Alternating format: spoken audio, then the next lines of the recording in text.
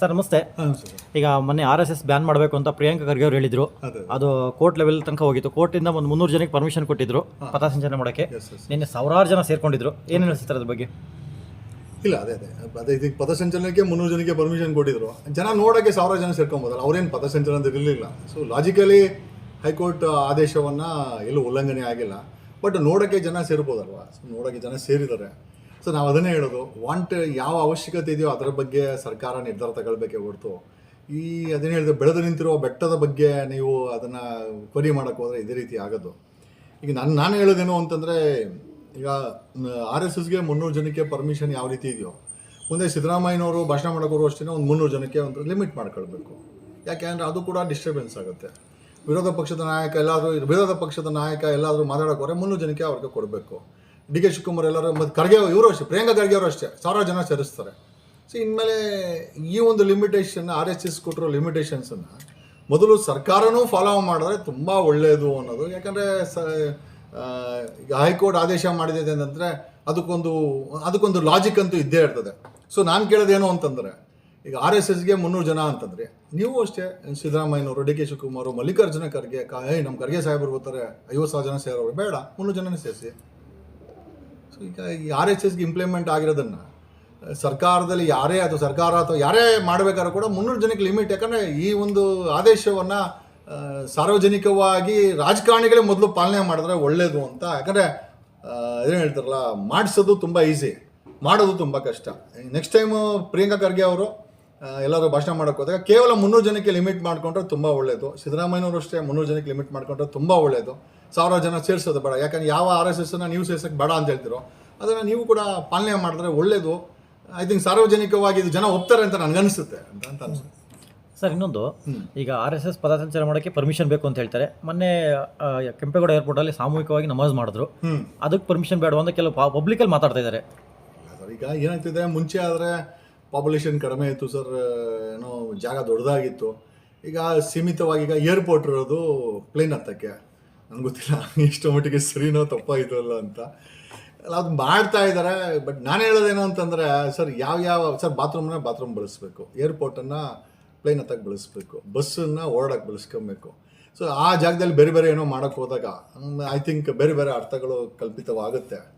I think ನನಗೆ ಗೊತ್ತಿಲ್ಲ, ಇವನ್ ಸಮುದಾಯಗಳು ಅಷ್ಟೇ ಅರ್ಥ ಮಾಡ್ಕೊಬೇಕು. ನಾನು ಬರೀ ಮುಸ್ಲಿಂ ಸಮುದಾಯ ಅಂತ ಏನೇನು ಹೇಳಕ್ಕೆ ಹೋಗೋದಿಲ್ಲ, ಎಲ್ಲರೂ ಅರ್ಥ ಮಾಡ್ಕೊಬೇಕು. ಸೀಮಿತವಾದಂಥ ಜಾಗವನ್ನು ಸೀಮಿತವಾದ ಕೆಲಸಕ್ಕೆ, ಆ ಸ್ಪಷ್ಟನೆ ಇರೋ ಕೆಲಸಕ್ಕೆ ಬಳಸಬೇಕು ಸರ್.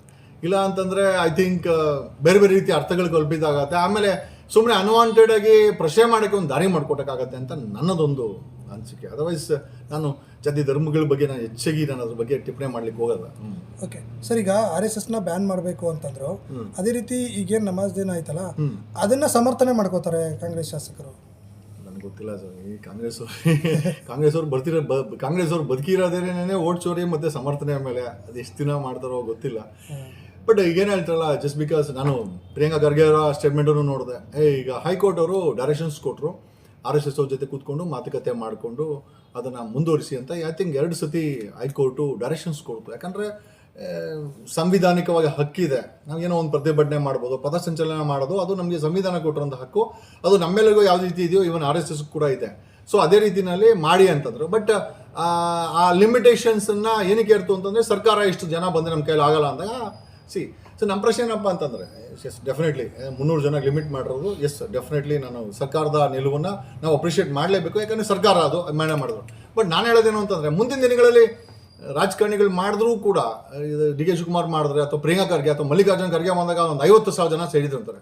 ಮಲ್ಲಿಕಾರ್ಜುನ ಖರ್ಗೆನೇ ಬರಲಿ, ಅಧ್ಯಕ್ಷರೇ ಬರಲಿ, 300 ಜನಕ್ಕೆ ಲಿಮಿಟ್ ಮಾಡ್ಕೊಳ್ಳಿ. ಈ 300 ಜನ ಅನ್ನೋದನ್ನು ಬರೀ RSSಗೆ ಮಾತ್ರ ನೀವು ಸೀಮಿತ ಮಾಡ್ಕೊಳ್ಬಾರ್ದು. ಈ ಮುಂದೆ ಬರೋ ಎಲ್ಲ ಕಾರ್ಯಕ್ರಮಗಳು, ರಾಜಕೀಯ ಕಾರ್ಯಕ್ರಮಗಳಾಗಿರ್ಬೋದು, ಸರ್ಕಾರ ಆಗಿರ್ಬೋದು, ವಿರೋಧ ಪಕ್ಷ ಯಾರೇ ಆಗಿರ್ಬೋದು, ಕುಮಾರಣ್ಣನೂ ಅಷ್ಟು ಜನ ಸೇರಿಸಿ 10,000 ಜನ ಸೇರಿದ್ರು ಅಂತಾರೆ. ಬೇಡ, ಕುಮಾರಣ್ಣಗೂ ಇನ್ಮೇಲೆ 300 ಜನನೇ ಸೇರಿಸಿ, DK ಶಿವಕುಮಾರ್ಗೂ 300 ಜನ ಸೇರಿಸಿ, ಖರ್ಗೆ ಸಾಹೇಬರು ಬಂದರೆ 300 ಜನನೇ ಸೇರಿಸಿ. ಈ RSSನ ನಿಯಮವನ್ನು ಎಲ್ಲ ರಾಜಕಾರಣಿಗಳು ಪಾಲನೆ ಮಾಡಿದ್ರೆ ಸಮಾಜ ಶಾಂತಿಯುತವಾಗಿರುತ್ತೆ ಅಂತ ನನಗನ್ಸುತ್ತೆ ಸರ್. ಸರ್, ಈಗ RSS ಬ್ಯಾನ್ ವಿಚಾರಕ್ಕೆ ನೀವು ಕೂಡ ಧ್ವನಿ ಎತ್ತಿದ್ರಿ, ಏನು ಅನ್ಸುತ್ತೆ ಸರ್ ಅದ್ರ ಬಗ್ಗೆ? ಬ್ಯಾನ್ ಸರ್, ಈಗ ಬ್ಯಾನ್ ಮಾಡೋಕ್ಕೆ ಒಂದು ಆರ್ಗನೈಸೇಷನ್ ಎಕ್ಸಿಸ್ಟೆನ್ಸ್ ಇರಬೇಕು. RSS ರೆಕಾರ್ಡ್ಸಲ್ಲಿ ಎಲ್ಲಿದೆ? ಹೆಂಗೆ ಬ್ಯಾನ್ ಮಾಡ್ತೀರಾ? ಸೊ ರೆಕಾರ್ಡ್ಸ್ನಲ್ಲೇ ಇಲ್ದಂಥ RSSನ್ನು ಬ್ಯಾನ್ ಮಾಡ್ತೀವಿ ಅಂತ ಹೊರಟಿರೋ ಇವ್ರುಗಳನ್ನು ನಾನು ಏನು ಹೇಳಬೇಕು ಅಂತ ನನಗಂತೂ ಗೊತ್ತಿಲ್ಲ. ಆಮೇಲೆ ಒಂದು ಸಂಸ್ಥೆ ನೋಡಿ, ನೂರಾರು ಸಂಘಟನೆಗಳಿದೆ, ಆ ಸಂಘಟನೆ ಈ ಸಂಘಟನೆ ಅಂತ. ಎಷ್ಟೇ ಸಂಘಟನೆ ಇದ್ರು ಇಡೀ ಭಾರತದ ಸಂಘಟನೆಗಳೆಲ್ಲ ಸೇರ್ಕೊಂಡ್ರೂ ಕೂಡ RSSಗೆ ಕಾಂಪೀಟ್ ಮಾಡ್ಲಿಕ್ಕೆ ಆಗಲ್ಲ. ಯಾಕಂದರೆ 100 ವರ್ಷಗಳು ಅದು ನಡ್ಕೊಂಡು ಬಂದಿದೆ. ಸೊ ಅದು ಐಡಿಯಾಲಜಿ ನಮ್ಗೆ ಒಪ್ತಿರೋ ಬಿಡ್ತಿರೋ, ನಮ್ಗೆ ಆಗುತ್ತೋ ಆಗಲ್ಲೋ, ಅದು ಅವ್ರು ನಮ್ಮನ್ನು ಇಷ್ಟಪಡ್ತಾರೋ ಪಡೋಲ್ಲ ಅಥವಾ ನಾವು ಅದನ್ನು ಇಷ್ಟಪಡ್ತಿರೋ ಬೇರೆ ವಿಚಾರ. 100 ವರ್ಷಗಳ ಕಾಲ ಒಂದು ಆರ್ಗನೈಸೇಷನ್ ಸಸ್ಟೈನ್ ಆಗಿದೆ ಅಂತಂದರೆ ನಾನು ಕಾಂಗ್ರೆಸ್ವ್ರಿಗೆ ಅದನ್ನೇ ಹೇಳಿದೆ, RSSನಿಂದ ಕಲಿಯೋದು ತುಂಬ ಇದೆ, ಕಲ್ತ್ಕೊಳ್ಳಿ. Okay, you have to learn a lot. Even ನಮ್ಮ ವಿರೋಧಿಗಳಿಂದ ಕೂಡ ಕಲಿಯೋದಿದೆ. ಸೊ ನಾನು ಹೇಳೋದೇನು ಅಂತಂದರೆ RSSನ ಬ್ಯಾನ್ ಮಾಡಲಿಕ್ಕೆ ಎಕ್ಸಿಸ್ಟೆನ್ಸ್ ಇನ್ ರೆಕಾರ್ಡ್ಸ್ ಬೇಕಾಗಿದೆ. RSS ರಿಜಿಸ್ಟರ್ ಆಗಿಲ್ಲ. ಸೊ ರಿಜಿಸ್ಟರ್ ಆಗದಿರೋ RSSನ ಹೆಂಗೆ ಬ್ಯಾನ್ ಮಾಡ್ತೀರಾ?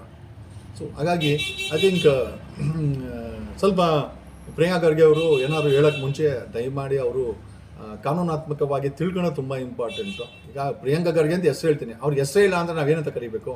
ನಾವು ಹೆಂಗೆ ರಿಸ್ಟ್ರಿಕ್ಷನ್ ಮಾಡೋದು ಅಲ್ವಾ? ಈಗ ಮನೆ ಇವ್ರಿಗೆ ಯಾರಿಗೆ ಬೆಳ್ತಂಗಡಿನಲ್ಲಿ ಮಹೇಶ್ ತಿಮ್ರೋಡಿ ಅವ್ರನ್ನ ಗಡೀಪಾರು ಅಂತಂದ್ರು. ಈಗ ಮಹೇಶ್ ತಿಮ್ರೋಡಿ ಅವ್ರಿಗೆ ಒಂದು ಹೆಸರಿದೆ, ಗಡೀಪಾರು ಮಾಡ್ಬೋದು. ಹೆಸರೇ ಇಲ್ಲ ಅಂದಾಗ ಸೊ ಹೆಂಗೆ ಗಡೀಪಾರು ಮಾಡೋಕ್ಕಾಗತ್ತೆ? ಹಂಗಾಗಿ RSS ರಿಜಿಸ್ಟ್ರೇ ಆಗಿಲ್ಲ. If I'm not wrong, does not exist on ರೆಕಾರ್ಡ್ಸಲ್ಲಿ ಎಲ್ಲೂ ಕೂಡ RSS ಇಲ್ಲ. ಆ ಐಡಿಯಾಲಜಿನ ಅವರು ಅದೇ ರೀತಿ ಬೆಳೆಸ್ಕೊಂಬಂದಿದ್ದಾರೆ. ನಿಜವಾಗ್ಲೂ ರಿಜಿಸ್ಟರ್ ಮಾಡಿದ್ರೆ ಇಷ್ಟು ದೊಡ್ಡ ಮಟ್ಟಿಗೆ ಬೆಳೆದಿದೆ ಅಂತಂದರೆ ನಾವು ಅಪ್ರಿಷಿಯೇಟ್ ಮಾಡಲೇಬೇಕು. 100 ವರ್ಷ ಕಂಪ್ಲೀಟ್ ಮಾಡಿದರೆ ಕಂಗ್ರ್ಯಾಚುಲೇಷನ್ ಮಾಡಲೇಬೇಕು. ಕಲಿಯೋದು ತುಂಬ ಇದೆ. ಅಟ್ ದ ಸೇಮ್ ಟೈಮ್ ನನಗಾಗುತ್ತೋ ಬಿಡುತ್ತೋ ಬೇರೆ ವಿಚಾರ. ಬಟ್ ಸಂವಿಧಾನಿಕವಾಗಿ 140 ಕೋಟಿ ಜನರಿಗಿರುವಂಥ ಅಧಿಕಾರ RSS ಕೂಡ ಇದೆ. ಅದನ್ನು ಅವ್ರು ಬಳಸ್ಬೋದು. ನಿಮಗಾಗಲ್ಲ, ಅದು ನಿಮಗೆ ಬಿಟ್ಟು ವಿಚಾರ, ನಮಗೇನು ಮಾಡಲಿಕ್ಕಾಗಲ್ಲ. ಅಷ್ಟೇ ಸರ್. ಇನ್ನೊಂದು ಪ್ರಿಯಾಂಕಾ ಖರ್ಗೆ ಈಗ RSS ವಿಚಾರದಲ್ಲಿ ಮುಖಭಂಗ ಆಯಿತು ಒಂದು ಕಡೆ, ಆದರೆ RSS ಈಗ ದೇಶದೆಲ್ಲ ಕಡೆ ಪ್ರಚಾರ ಆಯಿತು, ಒಂದು ಒಳ್ಳೆ ಪ್ರಚಾರ ಸಿಕ್ತಿದ್ರಿಂದ ಸರ್. ಬೇಡವಾದಂಥ ವಿಚಾರ ಸರ್. ಈಗ ನಾನು ಹೇಳ್ತೀನಿ ನೋಡಿ, ಪ್ರಿಯಾಂಕಾ ಖರ್ಗೆ ಅವರು ಒಂದು ಮನದಟ್ಟು ಮಾಡ್ಕೊಬೇಕಾದಂತೆ ಆ ಗುಲ್ಬರ್ಗನ ಹೆಂಗೆ ಮಡಗಿದ್ದೀರಾ ನೀವು? ಆ ಗುಲ್ಬರ್ಗನ ಸಿಂಗಾಪುರ್ ಮಾಡ್ಬೋದಾಗಿತ್ತು. ಅವ್ರ ತಂದೆ 40 ರಿಂದ 50 ವರ್ಷಗಳ ಕಾಲ ರಾಜಕೀಯದಲ್ಲಿ ಹಳ್ಳಿಯಿಂದ ಡೆಲ್ಲಿವರೆಗೂ ಬೆಳ್ಕೊಂಡು ಹೋಗಿರುವಂಥ ಒಂದು ರಾಷ್ಟ್ರೀಯ ನಾಯಕ. ಒಬ್ಬ ರಾಷ್ಟ್ರೀಯ ನಾಯಕನ ಕಾನ್ಸ್ಟಿಟ್ಯೂನ್ಸಿ, ರಾಷ್ಟ್ರೀಯ ನಾಯಕನ ಜಿಲ್ಲೆ ಹೇಗಿದೆ ಅಂತಂದರೆ ನಾವು ಹೋದರೆ ನಮಗೆ ಒಂಥರ ಬೇಜಾರಾಗುತ್ತೆ. ಶಾಲೆಗಳಿದೆ, ಶಾಲೆಗಳಲ್ಲಿ ಮೇಷ್ಟ್ರಿಲ್ಲ. ಶಾಲೆಗಳಿದ್ರೆ ಬಿದ್ದೋಗೋಂಥ ಶಾಲೆಗಳು. ಆಮೇಲೆ ಎಲ್ಲದಕ್ಕಿಂತ ಹೆಚ್ಚಾಗಿ ನೀವು ಸೆಸ್ ನೋಡಿ ತೆಗೆದು ನೋಡಿ, ಎಜುಕೇಷನ್ದು ಇದನ್ನು ಐ ಥಿಂಕ್ ರಿಸಲ್ಟನ್ನ ತೆಗೆದು ನೋಡಿದ್ರೆ ಎಲ್ಲದಕ್ಕಿಂತ ಕೆಳಮಟ್ಟದಲ್ಲಿ ಲಾಸ್ಟ್ ಸ್ಟೇಜಲ್ಲಿ ಕಲಬುರಗಿ ಮತ್ತು ಗುಲ್ಬರ್ಗ ಬಂದಿದೆ. PUC ರಿಸಲ್ಟ್ಸ್ ನೋಡಿ, ನೀವು 10th ರಿಸಲ್ಟ್ಸ್ ನೋಡಿ ಸರ್. ಬರೀ ಖರ್ಗೆ ಅವರು ಬರೀ ಅವರ ಫ್ಯಾಮಿಲಿನ ಬೆಳೆಸ್ಕೊಂಬಂದ್ರೆ ಹೊರತು, ಅಥವಾ ಪ್ರಿಯಾಂಕಾ ಖರ್ಗೆ ಅವರು ಅಲ್ಲಿನ ಸಮುದಾಯಗಳು, ಅಲ್ಲಿನ ಐ ಥಿಂಕ್ ಒಂದು ಸಮಾಜವನ್ನು ಎತ್ತಿಡಿಲಿಕ್ಕೆ ಯಾವುದೇ ಪ್ರಯತ್ನ ಮಾಡಲಿಲ್ಲ ಸರ್. ಇವ್ರು ನೋಡಲ್ದಲ್ಲ, ಆ ಜನ, ಅಲ್ಲಿನ ಜನ ಇವ್ರನ್ನ ಖರ್ಗೆ ಅವರನ್ನು ಹಳ್ಳಿಯಿಂದ ಡೆಲ್ಲಿವರೆಗೂ ಬೆಳೆಸಿದ್ರು. ಅದೇ ಖರ್ಗೆ ಅವರು ಅದನ್ನು ಸಿಂಗಾಪುರ್ ಮಾಡ್ಬೋದಾಗಿತ್ತು. ಡೆವಲಪ್ಮೆಂಟ್ ವಿಚಾರದಲ್ಲಿ ಮತ್ತು ಅಭಿವೃದ್ಧಿಗಳ ವಿಚಾರದಲ್ಲಿ ಏನೂ ಮಾಡಿಲ್ಲ ಸರ್. ಸೊ ಹಂಗಾಗಿ ಒಂದು ಪ್ರಶ್ನೆ ಏನಪ್ಪ ಅಂತಂದರೆ, ನೈತಿಕವಾಗಿ ಮೊದಲು ನೀವು ಅವ್ರನ್ನ ಬ್ಯಾನ್ ಮಾಡೋದು, ಇವ್ರು ಬ್ಯಾನ್ ಮಾಡೋದು, ಗುಲ್ಬರ್ಗದಲ್ಲಿ ಕಲಬುರಗಿದಲ್ಲಿ ಬಡತನವನ್ನು ಬ್ಯಾನ್ ಮಾಡಿ, ಅಲ್ಲಿರುವ ಶಾಲೆಗಳಲ್ಲಿ ಬಿದ್ದೋಗೋ ಶಾಲೆಗಳನ್ನು ಒಳ್ಳೆ ಕಟ್ಟಡ ಕಟ್ಟಿ ಬಿದ್ದೋಗೋ ಶಾಲೆಗಳನ್ನು ಬ್ಯಾನ್ ಮಾಡಿ, ಬಡವರ ಮಕ್ಕಳನ್ನು ಶಾಲೆ ಬಿಟ್ಟು ಹೋಗ್ತಾ ಇದ್ದಾರೆ, ಅಲ್ಲಿ ಮೇಷ್ಟ್ರಲ್ಲಿ ಹೇಳ್ಕೊಡೋಕ್ಕೆ, ಹೇಳ್ಕೊಡೋಕ್ಕೆ ಮೊದಲು ಆ ಮಕ್ಕಳನ್ನ ಕರ್ಕೊಂಬಂದು ಆ ಅಶಿಕ್ಷಣತೆ ಏನಿದೆ ಅದನ್ನು ಬ್ಯಾನ್ ಮಾಡಿ, ಇಡೀ ಕರ್ನಾಟಕದಲ್ಲಿ ಲಾಸ್ಟ್ ಸ್ಟೇಜಲ್ಲಿ ಶಿಕ್ಷಣದಲ್ಲಿ 2nd PUC results, 10th PUC ಅದನ್ನು ಮೊದಲನೇ ಸ್ಟೇಜ್ ತರೋಕ್ಕೆ ಆ ಒಂದು ಕಾಂಪಿಟೇಷನ್ನ ತಗೊಂಬಂದು ನಿಮ್ಮ ಮನಸ್ಸನ್ನು ಈ ಘಟನೆಗಳಿಗೆ ಆಕರ್ಷಣೆ ಮಾಡೋ ರೀತಿ ಅದ್ರ ಬಗ್ಗೆ ಗಮನ ಕೊಟ್ಟು ಈ RSS ವಿಚಾರ ಮಾಡ್ಕೊಳ್ಳಿ, ನಮಗೇನು ಸಮಸ್ಯೆ ಇಲ್ಲ. ವಿ ಆರ್ ಲಾಸ್ಟ್ ಯಾಕಂದರೆ ಒಬ್ಬ ಮಿನಿಸ್ಟರ್ ಆಗಿ ಹೇಳ್ತಾ ಇದ್ದಾರೆ ಅಂತಂದರೆ ದಟ್ಸ್ ಅ ಪಾಲಿಸಿ ಮ್ಯಾಟ್ರ್, ಅವ್ರು ಮಾಡ್ಕೊಳ್ಳಿ. RSS ಬ್ಯಾನ್ ಮಾಡೋದಕ್ಕಿಂತ ಗುಲ್ಬರ್ಗನ ಉದ್ಧಾರ ಮಾಡಿದ್ರೆ ಐ ಥಿಂಕ್ ಜನ ನಿಮಗೆ ಚಪ್ಪಾಳೆ ಹೊಡಿತಾರೆ, ಜನ ನಿಮ್ಮನ್ನು ಸ್ಪಂದಿಸ್ತಾರೆ. ವಿರೋಧಿಸೋದ್ರಿಂದ ನಮ್ಮನ್ನು ಪ್ರೀತಿ ಮಾಡೋರು ಕಡಿಮೆ ಆಗ್ತಾರೆ, ನಾವು ಅಭಿವೃದ್ಧಿ ಮಾಡೋದ್ರಿಂದ ನಿಮ್ಮನ್ನು ಪ್ರೀತಿ ಮಾಡೋದು ಜಾಸ್ತಿ ಆಗ್ತಾರೆ. ಅದೃಷ್ಟವಂತರು ಪ್ರಿಯಾಂಕಾ ಖರ್ಗೆ, ತಂದೆಯವರು ಕಾಂಗ್ರೆಸ್ಸಿನ ಅಧ್ಯಕ್ಷರು. ಬಟ್ ಎಲ್ಲರಿಗೂ ಅದೃಷ್ಟ ಇರಲ್ಲ. ಅದನ್ನು ಸದ್ಬಳಕೆ ಮಾಡಿ ಸಮಾಜವನ್ನು ಮತ್ತು ನಿಮ್ಮ ಜಿಲ್ಲೆನ, ನಮ್ಮ ಕರ್ನಾಟಕ ಬಿಟ್ಟಾಕಿ. ನಾನು ಪ್ರಿಯಾಂಕಾ ಖರ್ಗೆನ ಕರ್ನಾಟಕ ಉದ್ಧಾರ ಮಾಡಿದ್ದು ಎಲ್ಲೂ ಕೇಳಲ್ಲ. ನಾನು ಕೇಳೋದು ಗುಲ್ಬರ್ಗ ಕಲಬುರ್ಗಿನ ಏನಾದರೂ ಮಾಡಿ ಮೇಲೆತ್ತಕ್ಕೆ ಒಂದು ಪ್ರಯತ್ನ ಬಿಡಿ. ಆ ಮಲತಾಯಿ ಧೋರಣೆಯನ್ನು ಬಿಟ್ಟಾಕಿ. ಗುಲ್ಬರ್ಗ ಮೇಲೆ, ನಿಮ್ಮ ಸ್ವಂತ ಜಿಲ್ಲೆ ಮೇಲೇ ನಿಮಗೆ ಮಲತಾಯಿ ಧೋರಣೆ ಇದೆ, ಅದನ್ನು ಬದಲಾವಣೆ ಮಾಡಿ. ಈಗ ನನಗೆ ಕೇಳಿದ್ರೆ ನನ್ನ ಕೈ ಏನೂ ಮಾಡೋಕ್ಕಲ್ಲ. ಏನಕ್ಕೆ ಅಂತಂದರೆ ನಾವೆಲ್ಲ ಸಾಮಾನ್ಯ ಮನುಷ್ಯರು. ಒಬ್ಬ ಮಿನಿಸ್ಟ್ರ್ ಕೈಯಲ್ಲಿ 40-50 ವರ್ಷ ಆ ಒಂದು ಗುಲ್ಬರ್ಗನ ಆಡಳಿತ ಮಾಡ್ಕೊಂಬಂದು ಕೈಯಲ್ಲಿ ಮಾಡೋಕ್ಕೆ ತುಂಬ ಈಸಿ ಅಂತ ನಾನು ಹೇಳ್ತೀನಿ ಸರ್.